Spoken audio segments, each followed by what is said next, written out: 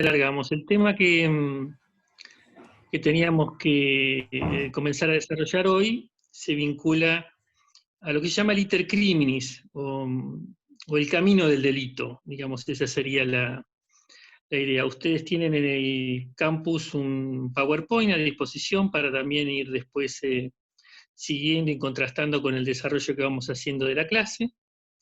Y bueno, en realidad, creo que esto en alguna ocasión anterior lo mencionamos, el iter criminis, así como también lo van a ver al hablar de autoría y participación, resultan ser los dos grandes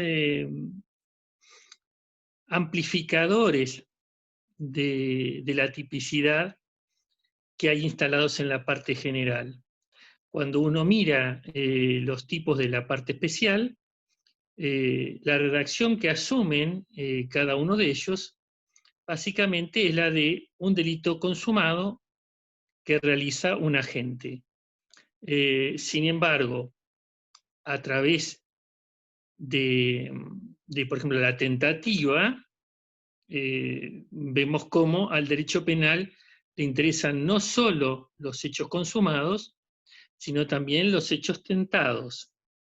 Y cómo a través de las reglas de la autoría y participación, no solo tenemos que nos importe el agente principal, lo que llamamos el autor, sino que también hay supuestos en los que puede haber coautoría, puede haber complicidad, complicidad primaria, complicidad secundaria, etc. Es decir, lo que interesa aquí tener en cuenta es que estamos frente a uno de esos llamados mecanismos amplificadores de la tipicidad que tiene la parte general.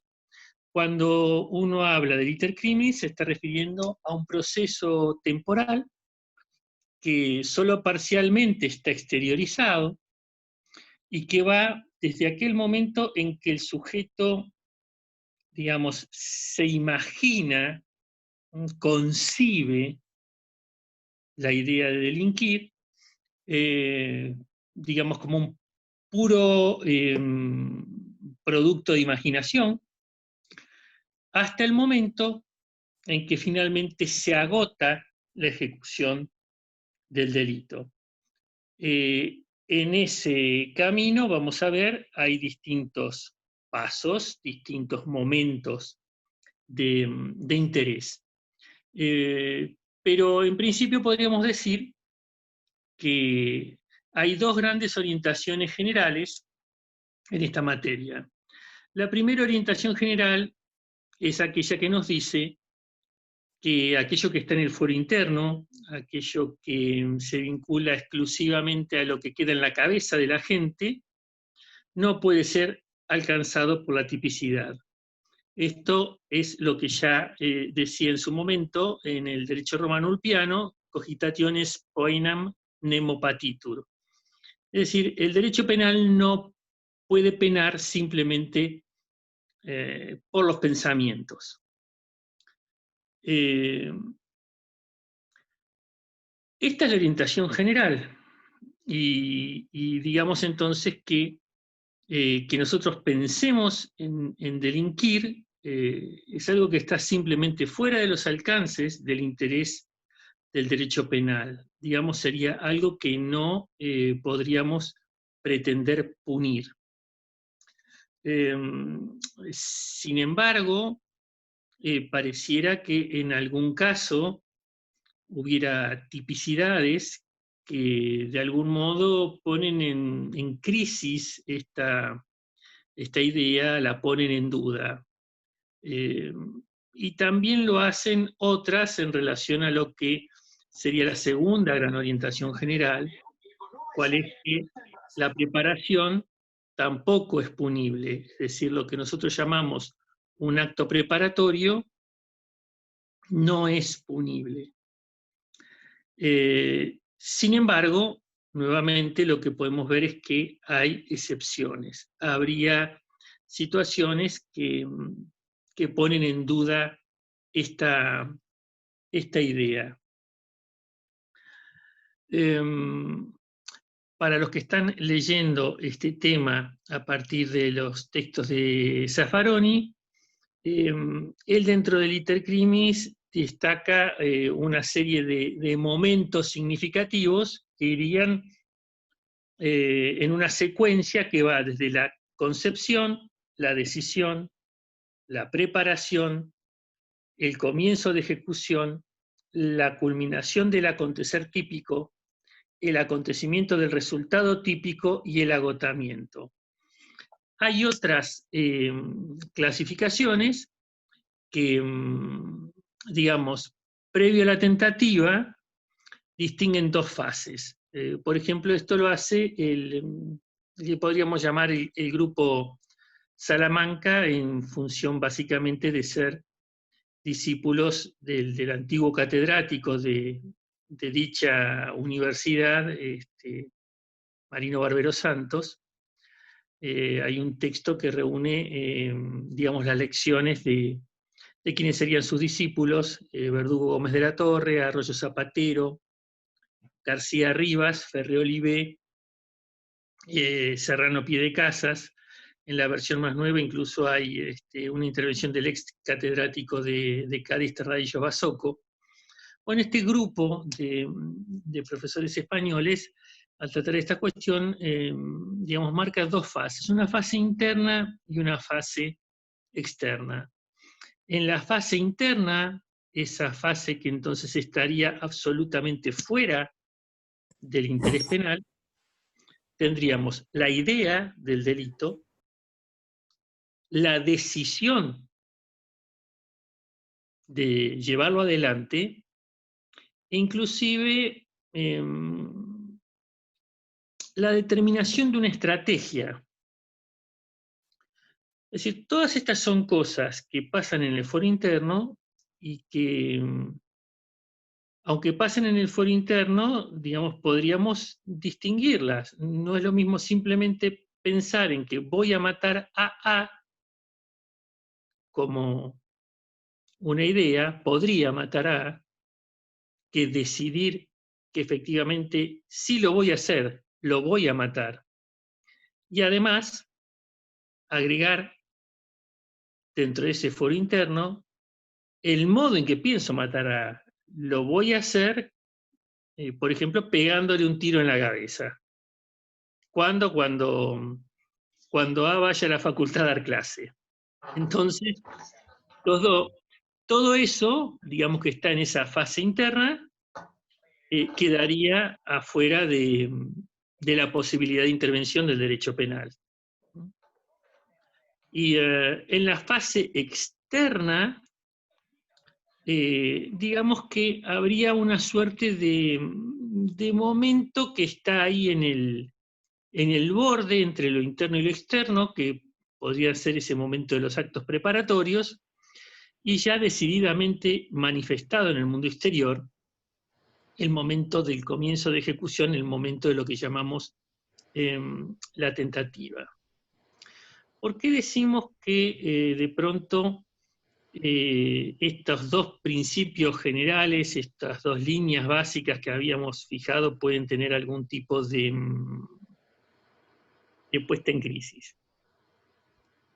Bueno, por un lado, porque hoy, en un mundo en el que estamos viendo, como hemos marcado en alguna otra ocasión, una suerte de adelantamiento general de la intervención del derecho penal, un momento en que proliferan tipificaciones de delitos de peligro, incluso lo que podríamos llamar delitos de peligro, o sea, de que hay peligro de que exista un peligro, lo que llamaríamos un peligro abstracto. Entonces podemos encontrarnos con la vigencia de algunas normas en las que la idea esta de que lo que está en el foro interno se queda excluido del derecho penal, bueno, se pone en duda. No sé, fíjense, En el régimen penal de estupefacientes, usted tiene una norma que tipifica la confabulación. Y la confabulación, al fin y al cabo, no es más que una puesta de acuerdo de dos personas acerca de su voluntad de llevar adelante alguno de los delitos que prevé el régimen penal de estupefacientes. Y nada más. Es decir, y hasta ahí. Esa es la tipicidad. Ni siquiera se deja demasiado en claro en qué consiste con precisión la idea de confabular. Ahora, si confabular no es más que pergeñar en común la idea por ejemplo, vender drogas, y el tipo no exige que efectivamente hagamos nada más que esa puesta en acuerdo para que intervenga el derecho penal, bueno, eso pareciera que está más dentro de la fase interna que dentro de la fase externa. Es claro que uno podría decir, bueno, mire, no es en sentido estricto un caso de punición de pensamiento, porque si hay dos que están confabulando, si hay dos que se ponen de acuerdo, si hay dos que están pensando cómo realizar ese tráfico de estupefacientes, por ejemplo, entonces esto significaría que ya hay alguna exteriorización. Es decir, al menos exteriorizaron en el sentido de que o bien verbalizaron o bien de alguna manera transmitieron la idea de ponerse de acuerdo, y, y eso ya sería algo que salió de su cabeza. Esto es así, es cierto, y desde este punto de vista uno diría, bueno, en todo caso, la confabulación viene a ser una suerte de acto preparatorio llevado a categoría de delito. No obstante esto, bueno, es para pensarlo, ¿no? Parece que está más cerca del pensamiento que de propiamente la acción, la objetivación. Respecto del segundo baremo, digamos que es mucho más clara la existencia de excepciones a la idea de que los actos preparatorios no se punen, lo que no quiere decir que esté exento de discusión, ¿no? Habría algunos actos preparatorios cuya punición podríamos entender que no generan mayor marco de reparos. ¿Por qué? Porque se trata de conductas que están tan cercanas a la afectación del bien jurídico y de una manera tan determinante, tan decisiva, tan importante, que, que parece razonable en ese contexto que el acto preparatorio sea punible. Por ejemplo, los artículos 216, 226 o 229 del Código Penal, que respectivamente penan la conspiración para cometer traición, traición a la patria, la conspiración para cometer rebelión o la conspiración para la sedición, o en el 234 la usurpación de mando o seducción de tropas para la rebelión o la sedición. Digamos, todos estos casos son casos de actos preparatorios punibles. Y además son casos de actos preparatorios punibles que no generan mayor discusión en la doctrina. ¿Por qué? Bueno, porque si lo que estamos hablando es de una conspiración para traicionar a la patria, para la rebelión, para la sedición, es decir, para poner directamente en juego la institucionalidad de la República, entonces pareciera que en este caso es tan grave, es tan importante lo que está en juego, que llevar el derecho penal a ese momento es una opción razonable.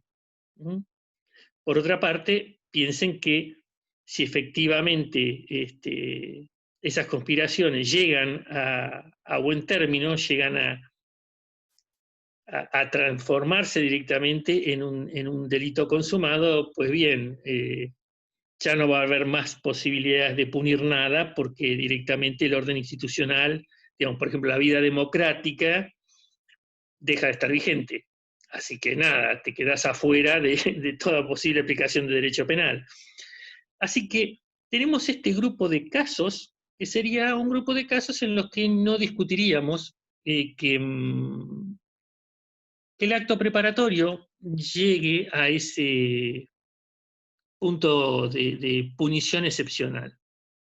Otros admiten algún grado mayor de discusión. Por ejemplo, hay algunas discusiones, aunque de momento la Corte, por ejemplo, siempre los ha solventado, es decir, siempre las resoluciones de la Corte han avalado este tipo de puniciones. Por ejemplo, la asociación ilícita, ¿no? El tipo de la asociación ilícita, que es el tipo del artículo 210 del Código Penal, bueno, se da una situación bastante parecida a la que mencionábamos recién respecto de la ley de estupefacientes. Fíjense cómo dice el 210, vamos a leerlo textual.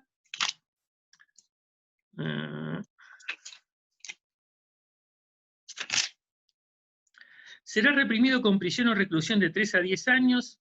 Fíjense, dice, al que tomare parte en una asociación o banda de 3 o más personas destinadas a cometer delitos por el solo hecho de ser miembro de la asociación.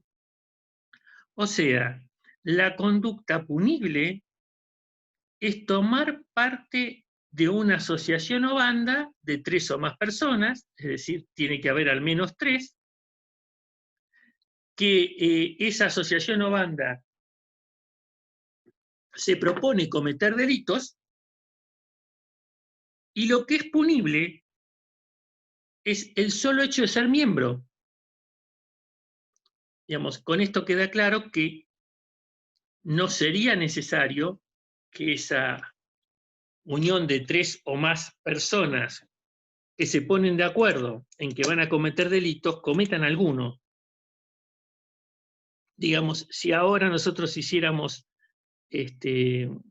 online un ejercicio conforme al que yo convocara la voluntad de dos o más de ustedes para cometer delitos, es decir, hiciera un lindo discurso en el que los convenciera de que lo mejor que podemos hacer en la vida es delinquir, y al menos un par de ustedes dijeran, listo, vamos, yo estoy de acuerdo, formó parte,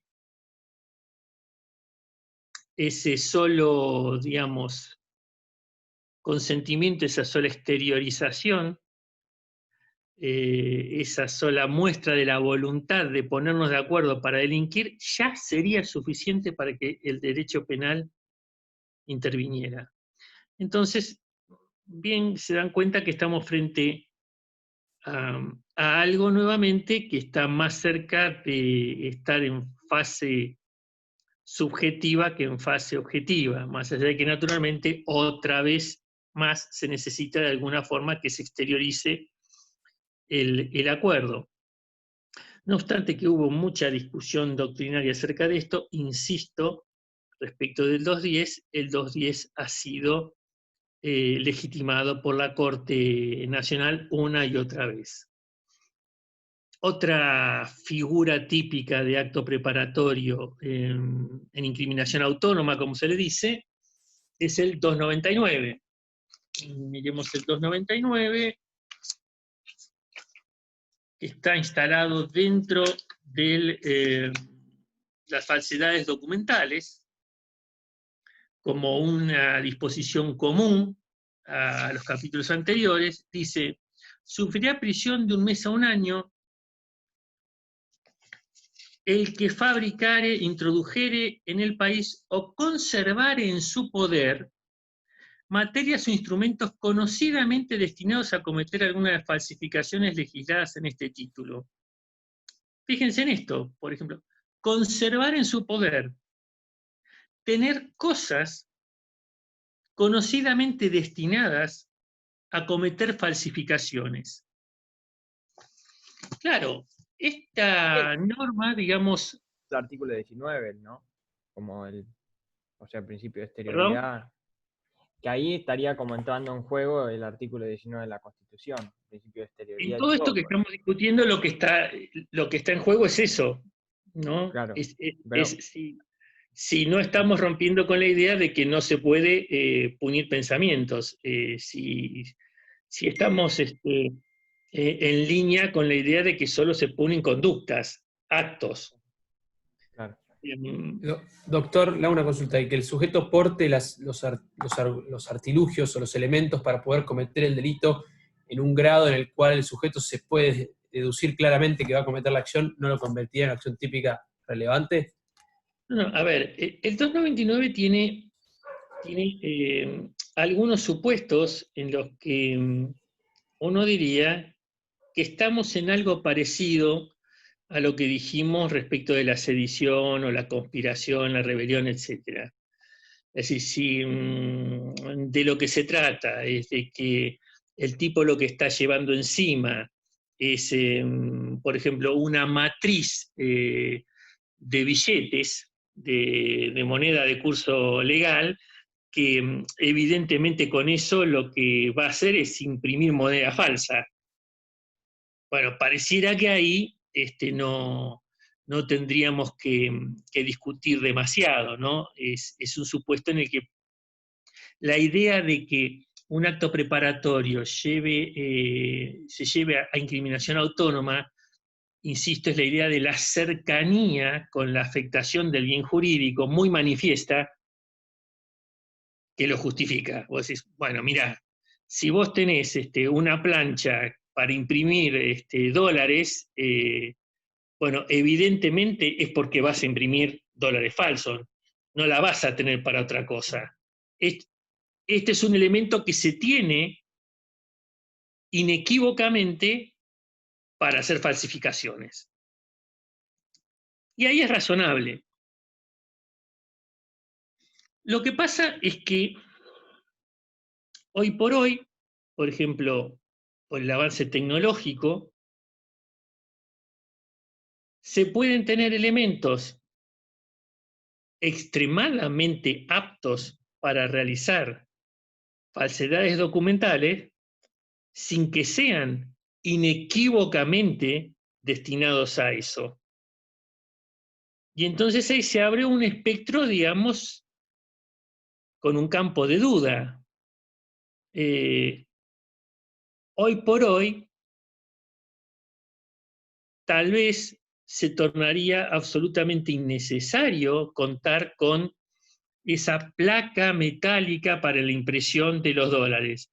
Y podrías tener simplemente un escáner de altísima resolución con una impresora de excelente calidad que con un papel que respete más o menos los cánones del papel moneda te permitiría realizar lo mismo que antes necesitaba una pieza metálica, que te ponía indudablemente frente a una situación y dice, mire, este tipo no lo puede tener para otra cosa.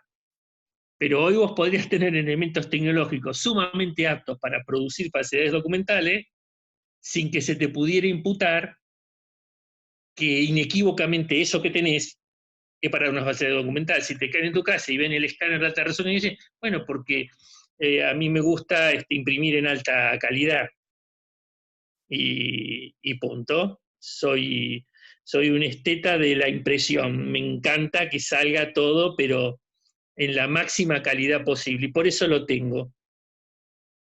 Y no es para producir ninguna falsedad documental. Pero piensen que con ese tipo de elementos tecnológicos se puede falsificar prácticamente todo. Y de una manera bastante idónea. Quienes trabajan en el sistema de administración de justicia penal, por ejemplo, la cantidad enorme de causas que hay de falsedades de documentos de los más diversos, desde un carnet de habilitar para la conducción de vehículos en la vía pública, es decir, las licencias de carnet de conductor, pero las copian como nada, incluso con las marcas metálicas adicionales, y realmente tenés que prestarle mucha atención al documento a lo que tenés enfrente para darte cuenta si eso es real, es el original o no. Pero en fin, lo que interesa en este punto es simplemente marcar que esa posibilidad existe. Hay actos preparatorios que son punibles, y estos son excepcionales. La regla general es que los actos preparatorios no interesan al derecho penal. Bien, decíamos que en la descripción que se hace en el texto de Zaffaroni, digamos que en el iter criminis distinguimos esa concepción, decisión, acto preparatorio, y donde sin ningún lugar a duda da inicio a la intervención del derecho penal es con la tentativa. Nosotros podemos hablar de tentativa como aquel espacio temporal comprendido entre el comienzo de ejecución y antes de que se produzca la consumación. Siendo esto así, entonces, una cuestión central, una cuestión de discusión sumamente importante, es cómo distingo el acto preparatorio del comienzo de ejecución. Es decir, si el comienzo de ejecución es el nacimiento de la tentativa, y la tentativa implica el nacimiento de interés penal, entonces distinguir acto preparatorio de comienzo de ejecución es una cuestión central. Por eso creo que incluso en algunos de los videitos que estaban colgados antes, al comienzo del curso, sobre esto, yo les señalaba, bueno, miren, acá en esta unidad temática, esta es una de las cuestiones que en general preguntamos.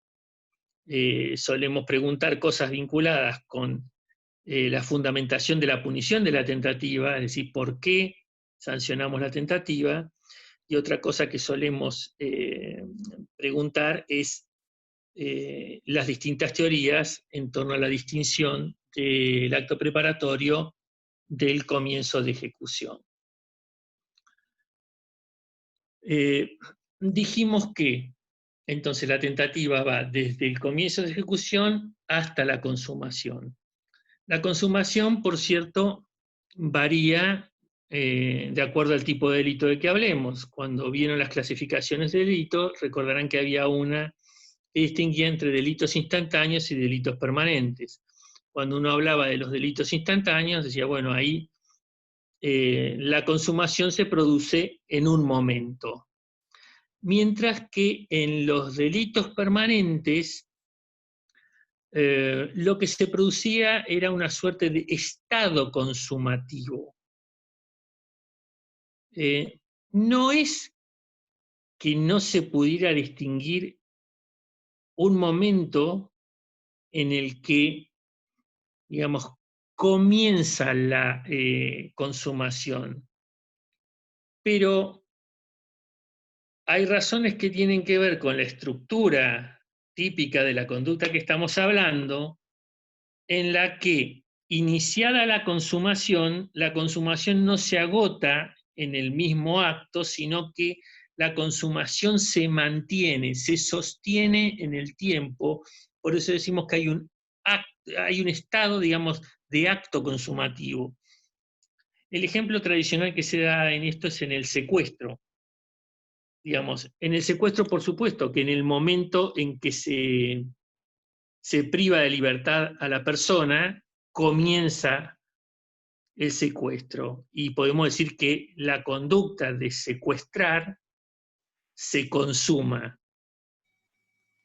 Se consuma. Deja de ser una tentativa para pasar a estar consumada. Sin embargo, ese estado de consumación se mantiene durante todo el tiempo en que la persona esté privada de libertad. Y recién, va a terminar ese estado consumativo en el momento en que la persona deje de estar privada de libertad. Entonces, en este caso, uno diría en los delitos permanentes que hay un estado consumativo que no se agota, digamos, o no agota la ejecución. Y esto es importante porque tiene algunas consecuencias prácticas, digamos, no es indiferente. En primer lugar, porque, por ejemplo, si hablamos de el tema autoría y participación, mientras no se produzca el agotamiento, entonces quien aparezca en esa fase en colaboración va a ser un partícipe y no un encubridor. Digamos, entonces, antes de que agote la consumación, es partícipe. Después de que agote la consumación, ya no puede ser partícipe, va a ser sencillamente un encubridor. En el caso de que uno tenga que verificar, por ejemplo, si prescribió la acción para perseguir el delito.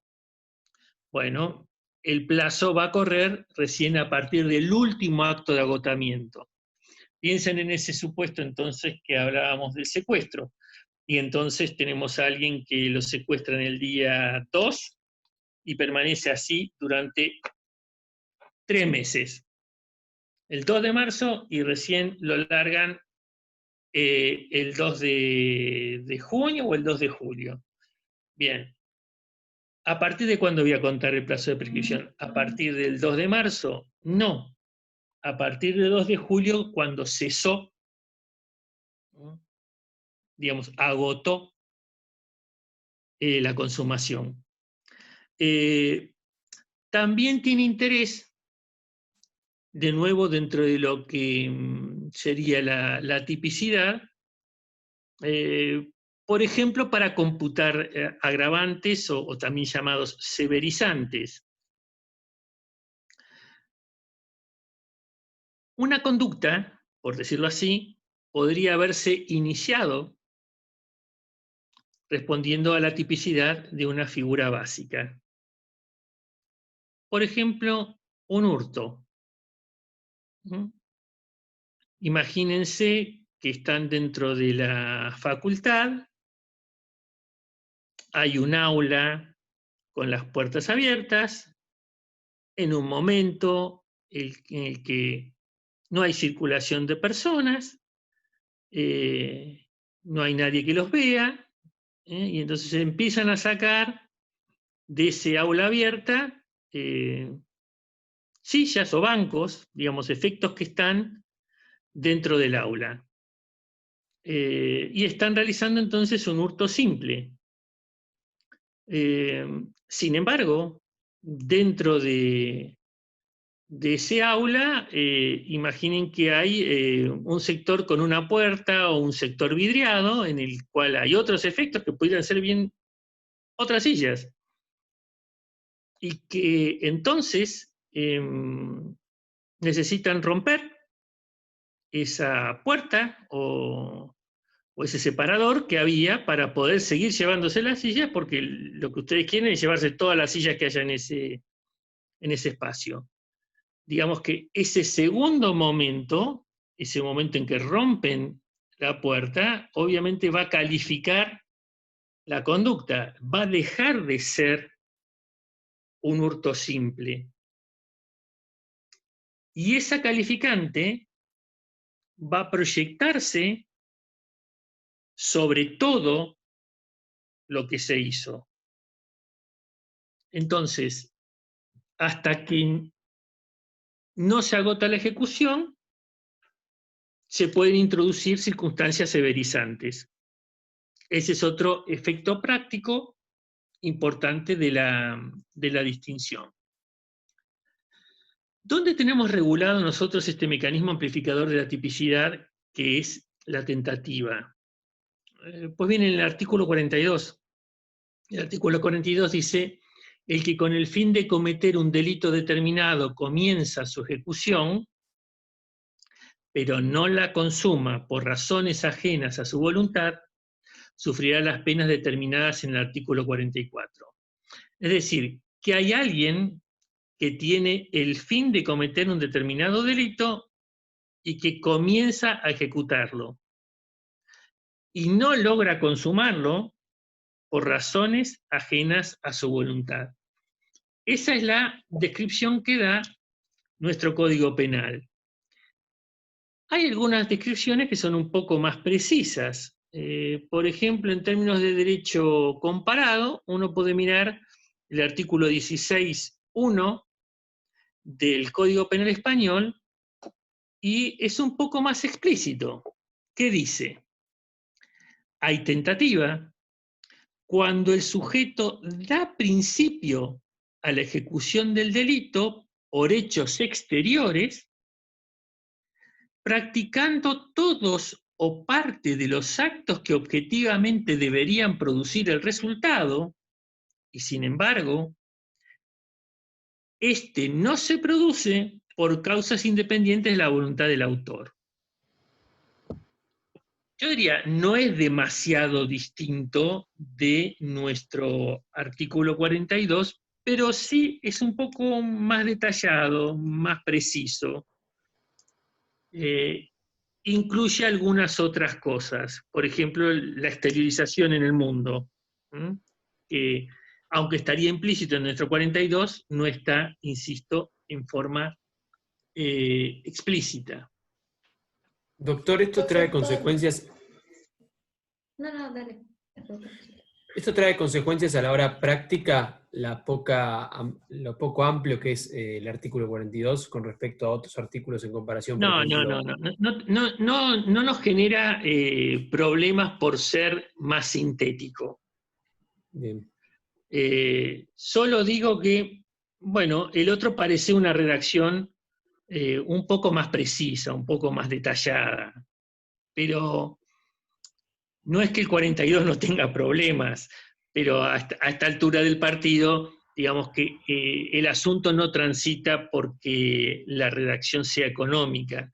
Y de hecho, en varios de los proyectos de reforma de Código Penal, de los más importantes que hubo en los últimos años, por ejemplo el de 2006, por ejemplo el de 2014, de hecho se había tomado la decisión de no cambiar el texto del artículo de la tentativa, aunque no respetara el mismo número, pero dejar el mismo texto, diciendo que, bueno, la verdad es que tras prácticamente 100 años de vigencia, estaban bastante asentadas, digamos, las discusiones y las soluciones a esas discusiones en torno al texto. Entonces decía, bueno, no perdamos todo el trabajo de interpretación de 100 años, dejemos el texto como está, esto funciona razonablemente bien con cómo está y listo. Pero van a ver qué problemas hay. Por ejemplo, en esta unidad ustedes tienen como una lectura obligatoria un plenario de la Cámara Federal de Casación Penal, el plenario Villariño. Y en Villariño lo que se hace es fijar la interpretación en torno a la regulación de la pena para la tentativa. Y cuando lean ese fallo van a ver que allí se sintetizan en los votos de los distintos jueces toda la histórica discusión acerca de qué quiere decir la redacción del 44. Entonces uno podría decir, mira, la verdad que lo mejor sería que si se hace una reforma, se solucionara, por ejemplo, en el sentido de lo que dice la Cámara Federal de Casación Penal como doctrina en Villariño, y listo, y se terminó la discusión. Bueno, eso se podría hacer, pero en otros casos pareciera que no es necesario. Bien. No sé si había otra pregunta, creo que una chica quería preguntar algo. Sí, yo, doctor. Quería preguntar, ¿qué pasa cuando no se consuma por la voluntad del autor? O sea, que el autor... Entonces, si no se consume por la voluntad del autor, estamos hablando de otra cosa que es el desistimiento. Ok. El desistimiento es un supuesto en el que, por definición, digamos, el autor de la tentativa decide volver atrás. Es decir, aunque avanzó al punto de la tentativa, él decide no consumar. Él decide darse vuelta y retornar, digamos, al mundo de la legalidad. Sirve en cierto modo de atenuante. Tiene un régimen jurídico distinto. Vamos a verlo después. En lo que interesa ahora para tu pregunta, si vuelve para atrás por propia voluntad, desistió. Ok, En la perfecto. tentativa, el hecho no se consuma por razones ajenas a la voluntad de la gente. Después vamos a ver que a veces lo que hace la gente llegó hasta el final de lo que él podía aportar para el hecho, y a veces no. Cuando llega hasta el final es lo que se le llama una tentativa acabada, es decir, aportó todo lo que tenía que hacer.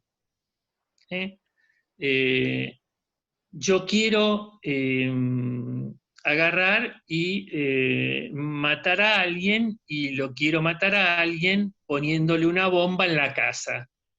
Entonces, entro en la casa, pongo la bomba, la activo con el temporizador, va a estallar dentro de 30 minutos, que cuando estoy seguro que el que quiero matar va a estar en su escritorio, y me voy, me retiro, y yo ya hice todo lo que tenía que hacer de mi parte para cumplir con ese fin que tenía, que era matar con la bomba.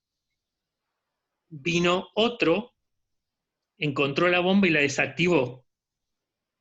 Quedó en tentativa. Razones ajenas a mi voluntad, a la voluntad de la gente. Ahora, en otro caso, digamos, puede ser que yo no alcance a realizar, a aportar todo lo que tenía que aportar para el hecho. La intervención del tercero es anterior. Si lo querés, en el mismo ejemplo del que estamos hablando, me agarran antes de que active el temporizador. O sea, estoy a punto de poner el dispositivo para que empiece a contar el tiempo, y en ese mismo momento entró alguien sorpresivamente a la casa y frustraron mi accionar. Y ese sería un supuesto, decimos, de tentativa inacabada. Bien, retomamos. La primer, a ver qué dice acá, perdón, me perdí una por escrito. Bueno, después lo vemos. ¿Quiere que se la lea? Sí, a ver. Y en caso de dolo eventual, ¿la determinación de la tentativa es confusa? Se admite el dolo eventual en la tentativa, como principio general. ¿Cuál es la confusión? La misma confusión propia de todo el problema del dolo eventual. O sea, ustedes saben que hay una discusión enorme acerca del dolo eventual. Hay quienes dicen el dolo eventual es un invento, el dolo eventual es simplemente un supuesto de, digamos, de una imprudencia temeraria. Pero como definición general, simplificando las cosas, la tentativa es compatible con el dolo eventual. Los problemas que vas a tener son los mismos que puedes tener con el dolo eventual en cualquier otro caso. Bien, ahora sí retomo. La primera gran cuestión que decíamos que en general se pregunta tiene que ver con el fundamento de punición de la tentativa. Es decir, ¿por qué penamos un hecho tentado? Y allí se han elaborado distintas teorías respecto de la cuestión. La más antigua es la que se conoce como la teoría objetiva. Para la teoría objetiva, el fundamento de punición radica en que la tentativa es una conducta dolosa que exteriorizó un peligro para el bien jurídico.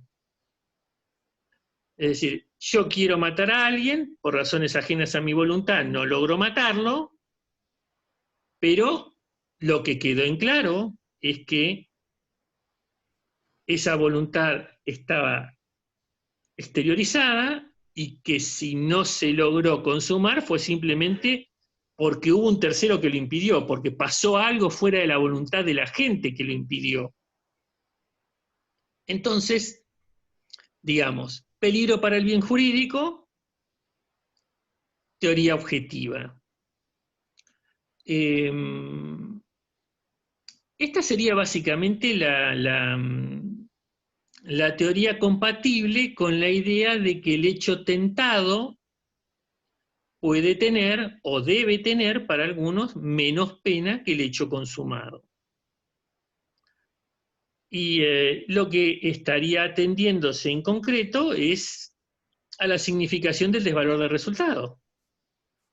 A ver, es que no me da lo mismo que el tipo está muerto, que es un cadáver tirado en el piso, que simplemente esa persona corrió peligro de ser muerta, pero acá está viva entre nosotros, no le pasó nada, erraron el tiro. Siendo así, entonces uno diría, ¿por qué se pena? Porque corrió peligro un bien jurídico. Como solo corrió peligro, como efectivamente no se produjo un resultado, una afectación del bien jurídico, en términos del principio de lesividad, uno puede responder a esto con una pena disminuida. Y eso es lo que hace nuestro artículo 44. La tentativa tiene pena reducida, 1/3 a la mitad de la pena que corresponde al delito consumado. Y la discusión de Villarino es qué quiere decir 1/3 a la mitad. Desde esta perspectiva, uno diría, un supuesto de tentativa inidónea, y una tentativa es inidónea cuando es manifiesta la imposibilidad de que en realidad se concrete, no debiera tener pena. ¿Cómo es el tema de la distinción entre idónea e inidónea? Si uno quisiera tomar como criterio de distinción un criterio ex post, es decir, después que la conducta se despliega, todas las conductas son inidóneas, todas las tentativas son inidóneas. Si no hubieran sido inidóneas, no hubieran quedado en tentativa, serían un delito consumado. ¿Se entiende? Ahora, ex ante, la distinción tiene sentido, porque ex ante uno puede verificar si el plan del autor era idóneo o inidóneo. Y si por distintas razones el plan era absolutamente grosero, inadecuado, ex ante podía decir, esto no podía nunca llegar a consumación, entonces esa tentativa, le decimos, es inidónea.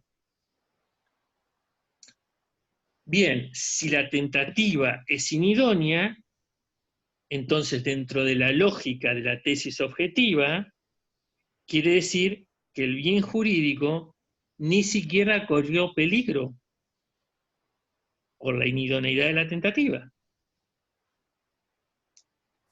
Si esto fuera así, entonces deberíamos decir, pues la tentativa inidónea no debiera tener pena. Pero el artículo 44 sí prevé la posibilidad de aplicación de pena en un supuesto de lo que sería una tentativa inidónea, aunque el texto del 44 no use en sentido estricto la palabra inidónea, sino lo que se hace referencia es al delito imposible. En el último párrafo dice, si fuera imposible, la pena se disminuirá en la mitad y podrá reducírsela al mínimo legal o eximirse de ella según el grado de peligrosidad revelada por el agente, por el delincuente. Es cierto que se ha señalado, el propio Zaffaroni lo hace, que hay una cierta arbitrariedad en que semánticamente se equipare imposible con inidónea. Pero, dejando ahora eso de lado, lo que interesa es que este problema, de alguna manera, lleva a tratar de realizar algún tipo de parche sobre la cuestión. Nosotros habitualmente decimos que los delitos pueden ser de resultado o de peligro. O a veces decimos que los delitos son de resultado que tienen como resultado un daño o como resultado una puesta en peligro. Y acá estamos diciendo que estaríamos frente a algo que no tendría un resultado daño, ni tampoco tendría un resultado peligro, porque la inidoneidad de la tentativa efectivamente demuestra que el peligro no existió. Entonces, se hace una suerte de parche y se crea una tercera posible forma de afectación del bien jurídico. En el viejo manual, Zaffaroni hablaba de la afectación por perturbación. Entonces, daba el ejemplo de la persona que lo ayudaba en los quehaceres domésticos, que lo quiere matar, que le quiere poner estricnina en el café, lo quiere envenenar, por un error toma un frasco con polvo blanco que es azúcar impalpable y no estricnina, le pone azúcar impalpable en el café, obviamente el café no tendrá buen gusto, pero tomarlo no puso bajo ningún punto de vista en peligro la vida del dueño de casa. Entonces dice, bueno, es cierto que no existió un peligro real, pero el conocer que se quiso envenenar provoca una afectación por perturbación en el titular del bien jurídico. Yo, que se trata de mi vida, la sentí en peligro, me perturba el saber que me quisieron matar, aunque lo quisieron hacer de una forma en que en verdad no pasé ningún peligro. Y entonces esa sería la forma, a través de este parche, de subsanar la idea de que lo que fundamenta la pena es el peligro para el bien jurídico, en este supuesto en el que en realidad objetivamente no lo habría. La tesis contrapuesta a la objetiva es la llamada tesis subjetiva. Fíjense que de esto hablamos algo cuando explicamos el tema de la teoría del injusto. Bueno, la tesis subjetiva diría que lo que legitima la punición de la tentativa es que lo que se exteriorizó es una voluntad contranormativa, una voluntad contraria al derecho. Y llevado esto al tema de la pena, incluso habíamos mencionado que en este caso, puesto que la voluntad contranormativa es la misma, sea que el delito se consume, sea que el delito quede en tentativa, digamos, porque al fin y al cabo que quedó en tentativa no dependió de la voluntad de la gente, sino de la intervención de un tercero. Entonces, la tentativa del delito, la tentativa debería tener la misma pena que el delito consumado. O sea, ahí se equipararía la pena en la tentativa. En general se hace la crítica a esta vertiente de que esto lo que haría sería levantar las penas, hacerlas más graves. Y los defensores de la tesis suelen responder, bueno, nada obliga a que la escala que se adopte sea la escala que hoy se tiene para el consumado, podría ser la escala del delito tentado. En general uno tendría bastante poca confianza de que esto último pasara, si quisiera emprender el proyecto de presentar una normativa de esta naturaleza. Nosotros tenemos una norma vigente que consagra una equiparación de la pena del hecho tentado a la del hecho consumado. La tenemos en una ley especial que es el Código Aduanero, la ley 22.415. Y la norma que prevé la equiparación es el artículo 872. Y en este caso lo que nos dice es que la tentativa de contrabando tiene la misma pena que el contrabando consumado. O sea que no es que baja la pena, es que sube la pena. Si al contrabando tentado se le aplicara la regla del Código Penal de la parte general, tendría menos pena que el contrabando consumado. Y la ley especial que equiparó pena entre tentativa y consumación, lo que hizo fue equiparar en la pena alta, en la del delito consumado. Además de la tesis objetiva y la tesis subjetiva, otra tesis conocida, digamos una suerte de estas tesis intermedias, que siempre a alguien se le ocurre, sería la llamada tesis de la impresión. La tesis de la impresión tiene dos vertientes. Tiene una vertiente antigua y tiene una vertiente moderna. En la vertiente antigua, el fundamento de punición se encontraría en la idea de que el hecho tentado provoca alarma social. Y es esa alarma social la que justifica la punición de la tentativa. En la versión moderna, que siguen algunas vertientes funcionales, lo que se produce es, digámoslo así, una suerte de transformación de la tentativa de delito en un delito de tentativa.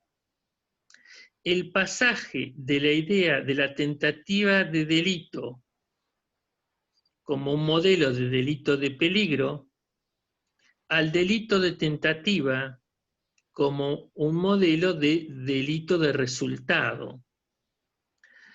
Lo que se viene a sostener es que lo que hace el hecho tentado es lesionar un bien jurídico macrosocial, cual sería el derecho a la seguridad jurídica de la comunidad. Y entonces esta lesión a ese derecho a la seguridad jurídica es lo que justificaría penar la tentativa. Y por supuesto que la pena sería una pena igual al delito consumado, porque sería un delito de resultado, un delito de tentativa. Bien, el otro gran segmento de distinción que necesitamos marcar, la otra discusión teórica intensa, es la que vincula a partir de qué cosa podemos hablar de que se deja de estar frente a un acto preparatorio y pasamos a estar frente a un comienzo de ejecución. O dicho de otra forma, la discusión teórica en torno a acto preparatorio distinto de acto ejecutivo. Allí, Perdón, digamos, también, dijimos que entre el acto preparatorio y el comienzo de la ejecución, ahí estaría la tentativa, ¿no? con el comienzo de ejecución nace la tentativa. Y con el Ah, nacimiento de la tentativa nace sin duda el interés de la intervención penal. claro. O ¿Por sea que qué? Porque en el decimos que los segundo, actos preparatorios no le interesan al derecho penal, no, salvo en supuestos de excepción. bien, Entonces, ¿cuál es la regla general? Que al derecho penal se lo llama a partir de que hay tentativa. ¿Cuándo inicia la tentativa? En el momento en que aparece el comienzo de ejecución. bien. Entonces, lo que hay que hacer es distinguir el comienzo de ejecución. ¿De qué cosa? Del acto preparatorio. ¿Está? Sí, sí, perfecto. Gracias. Bien. Entonces, ¿cuáles son las teorías acerca de esto? Bueno, una primer teoría podría ser, digamos, las llamadas teorías negativas. Dicen, bueno, mire, la verdad que esto es muy complejo. ¿Mm? La verdad es que en el fondo, por más que le damos vuelta, no encontramos un criterio claro, preciso, confiable. Entonces, no podemos distinguirlo.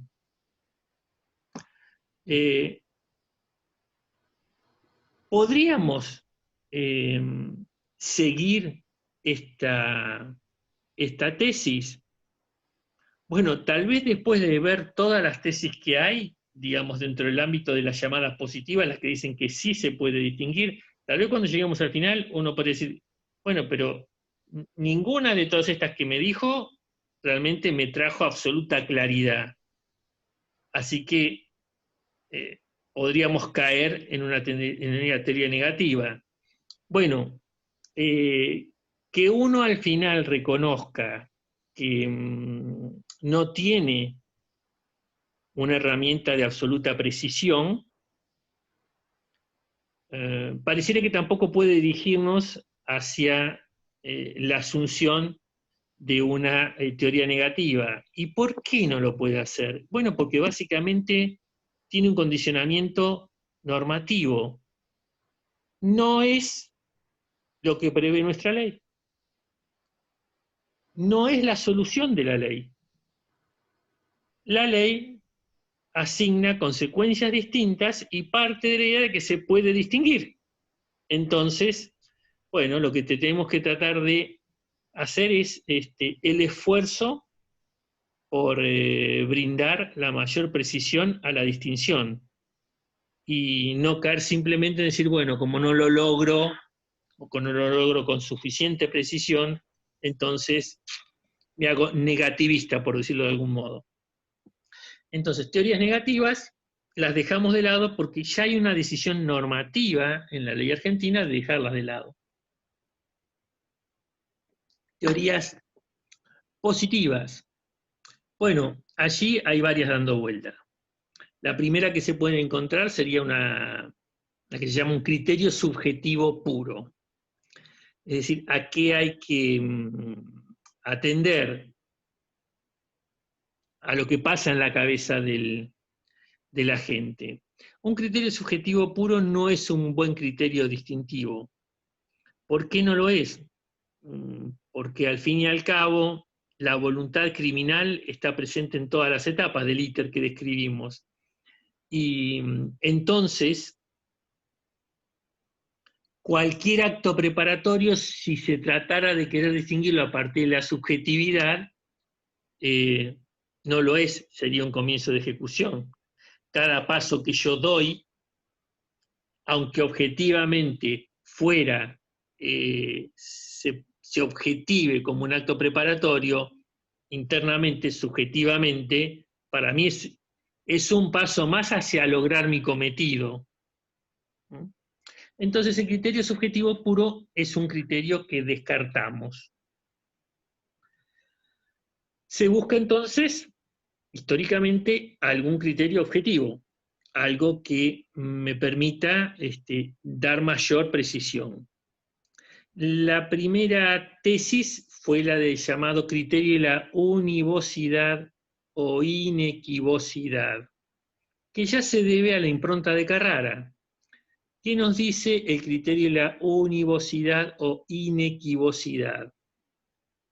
Que cuando los actos externos son inequívocos, no pueden considerarse de otra forma que no sea como dirigidos a la consumación del delito.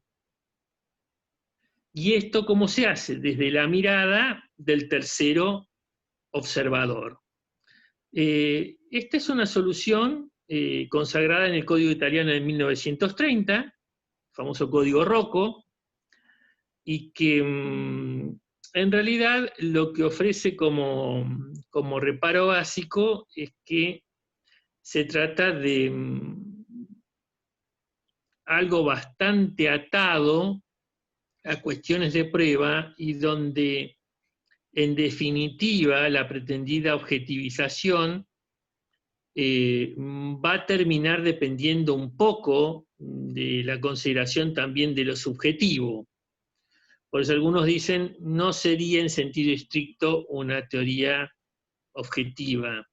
El ejemplo que da Zaffaroni es, dice, si un sujeto sale a la calle a la madrugada y lleva consigo un arma, una ganzúa, un soplete, un bolso vacío, una cuerda, una mordaza y una palanca, pues entonces debiera ser autor de tentativa de robo calificado.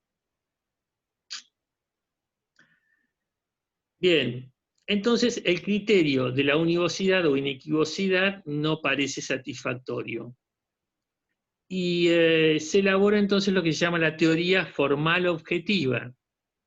La teoría de la formal objetiva lo que hace es centrarse o trabajar sobre el núcleo del tipo.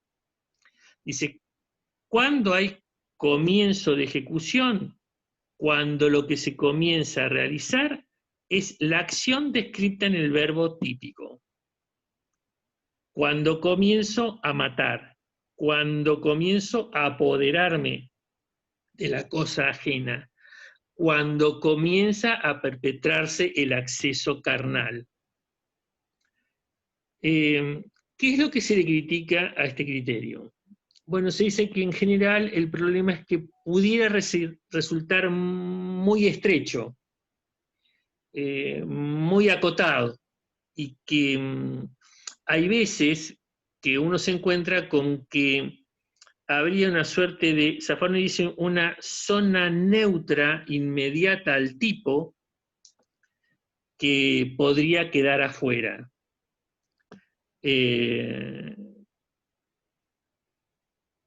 Por ejemplo, el momento en que está extrayendo el arma y apunta, o el momento en que comienza el movimiento del brazo, pero todavía no llegó a ponerse en ángulo directo hacia la apropiación del objeto.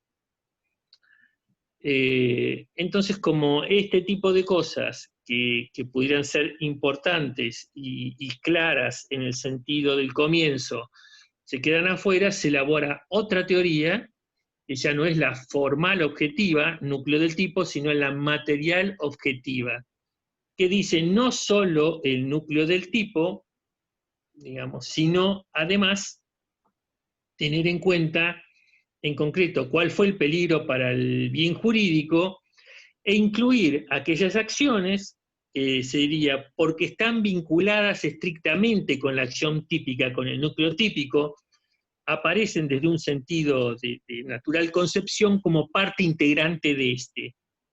Entonces, digamos, sería el núcleo típico y lo concomitante al tipo. Nuevamente, la crítica que se ensaya a este criterio es que pareciera sí ser correcto incluir algo más que solo el núcleo típico, pero que sigue siendo todo bastante intuitivo, bastante impreciso. Digamos, ¿en qué exacto momento sería el momento en que comienzo a matar teniendo en cuenta, digamos, este este anexo al núcleo típico.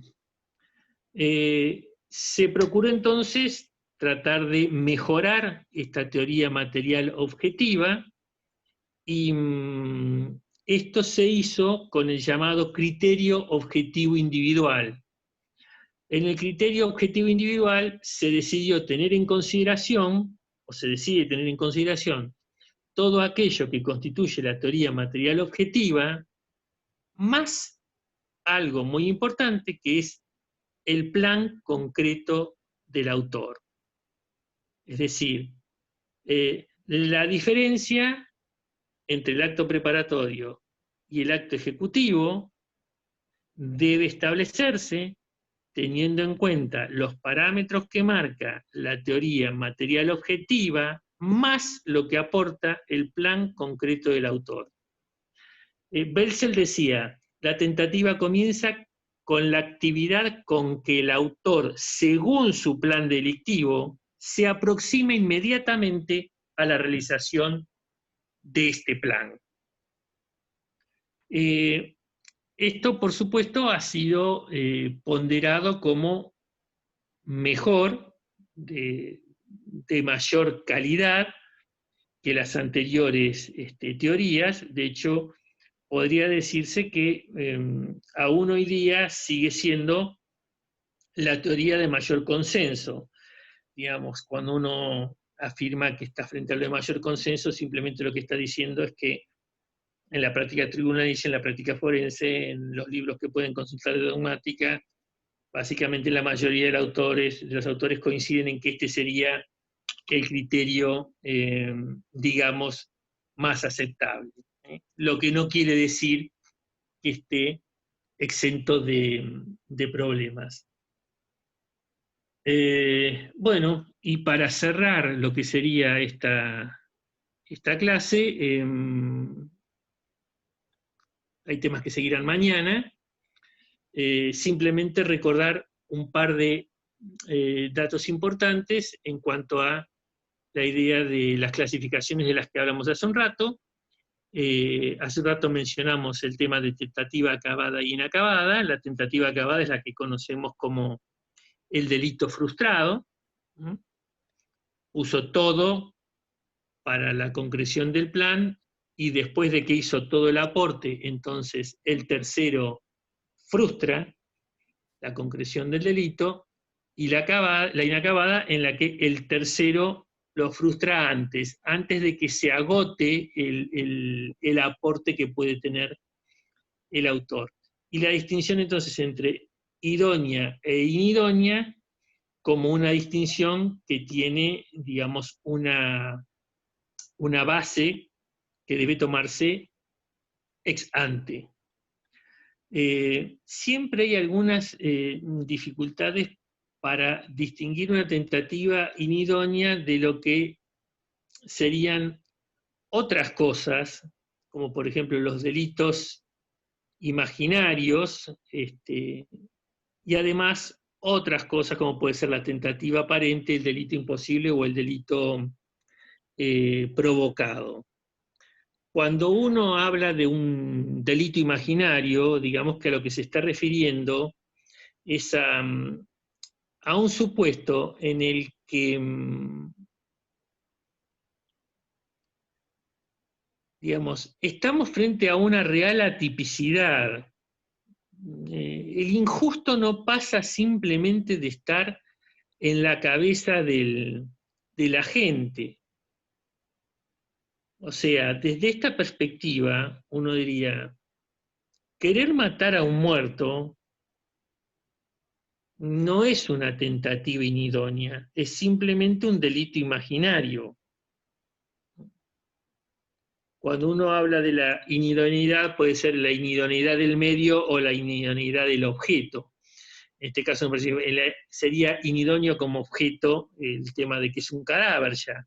Bueno, es que si no se puede matar a un cadáver, entonces por más que yo quiera matar a José, me filtré hasta su habitación, está tirado en la cama, me parece que está dormido, le doy 14 puñaladas en el medio del pecho, pero resulta que el tipo hacía 1 hora y media que estaba muerto porque le había dado un infarto fulminante. Pues bien, matar a José no pasó de ser algo que estaba en mi imaginación. Yo creía que estaba matando a José, pero no lo estaba matando porque José estaba muerto.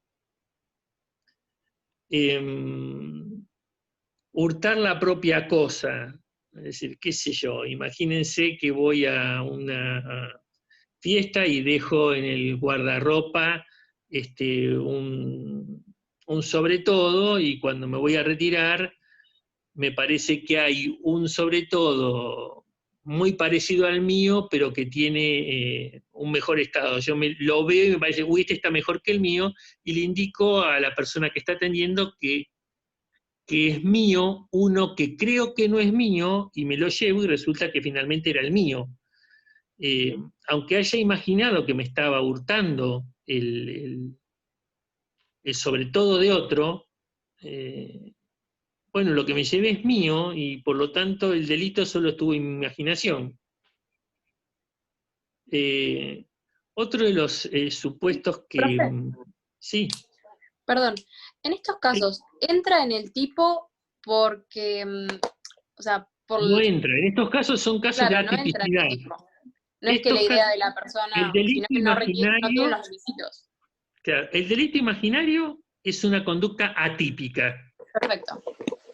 En mi cabeza, creo que estoy realizando una conducta típica, pero no la estoy realizando. Está el aspecto subjetivo y no el objetivo. En el ámbito de lo subjetivo yo tendría, digamos, la voluntad de querer delinquir, pero hay una inidoneidad, pero no como tentativa inidónea. Lo que está pasando, el supuesto de hecho, no se ajusta a la posibilidad del tipo. O sea, yo quiero matar, pero están muertos. Por más que quiera matar, no puedo matar. Simplemente ¿por qué? Porque no hay personas vivas. Porque no hay personas vivas. Porque no hay Quiero jurídico. entrar a robar un lugar y en ese lugar todo lo que hay es mío. Yo puedo tener muchas ganas de llevármelo y ilusionarme con que me estoy llevando cosas de otro, pero son mías, y en la medida en que son mías, el delito no está más que en mi imaginación. El otro ejemplo que se da habitualmente es el del adulterio con la propia mujer.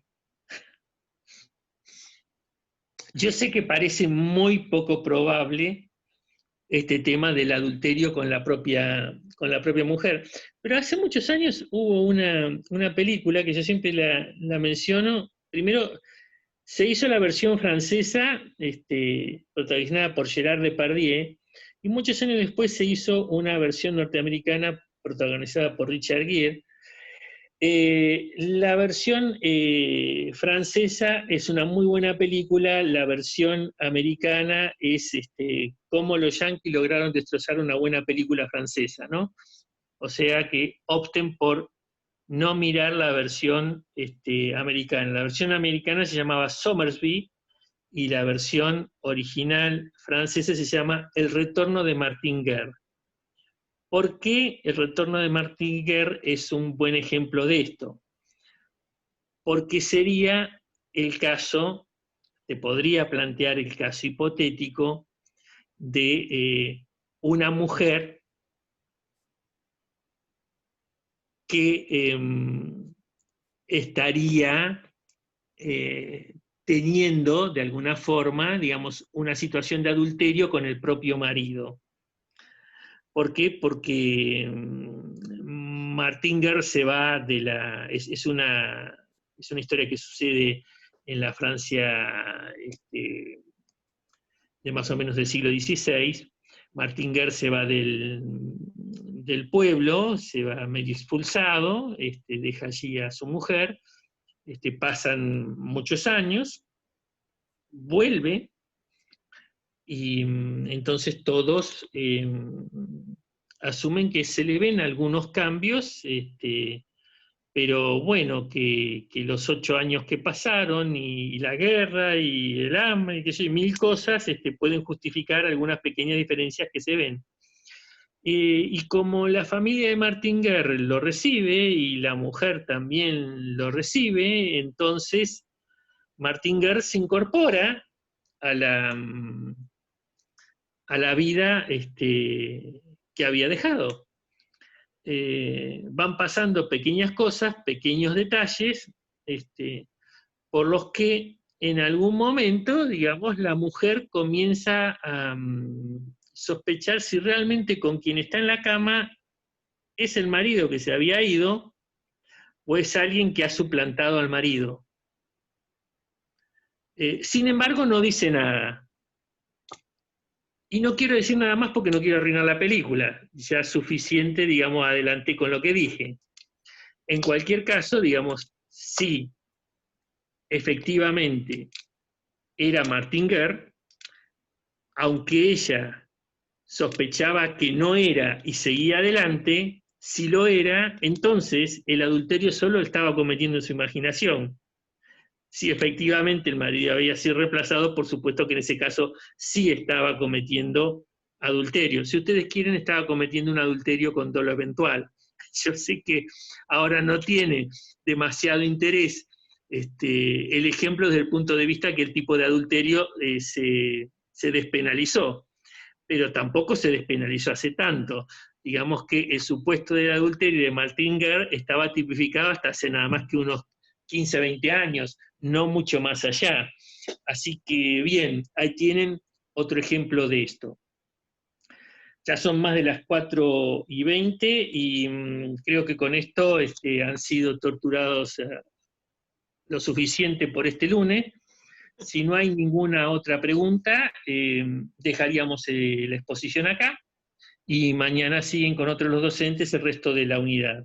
¿Alguna otra pregunta? A mí la única Sí, duda que yo- me quedó... No, dale, José. No, dale. Arrancaste vos. Arrancá. No, simple, ¿cuál era la teoría de mayor consenso de la tentativa? ¿Cuál era el nombre? Así lo tengo bien claro. La teoría de mayor consenso es la que te lleva a tener la material objetiva más el plan del autor. Algunos lo llaman el criterio objetivo individual. Genial. Bien, Josefina. En Zaffaroni habló de los momentos significativos para él y si me los podría repetir, por favor. Ahí en el PowerPoint que tiene encargado en el ¿Son los mismos? campus está, pero son, digamos, concepción, decisión, preparación, comienzo de ejecución, culminación de la acción típica, acontecer del resultado típico y agotamiento del hecho. Esos son los momentos que distingue. Pero después, bueno, fíjate, tranquila, agarré el PowerPoint, míralo. Yo básicamente en la explicación que di hoy fui siguiendo más o menos lo que es ese PowerPoint. Sí, pero no sabía si eran los mismos y me había perdido alguno. Gracias. Bueno, ¿alguna cosa más? No, bueno. Buenas tardes a todos, gracias por la atención y nada, seguimos cuidándonos en el aislamiento social preventivo obligatorio.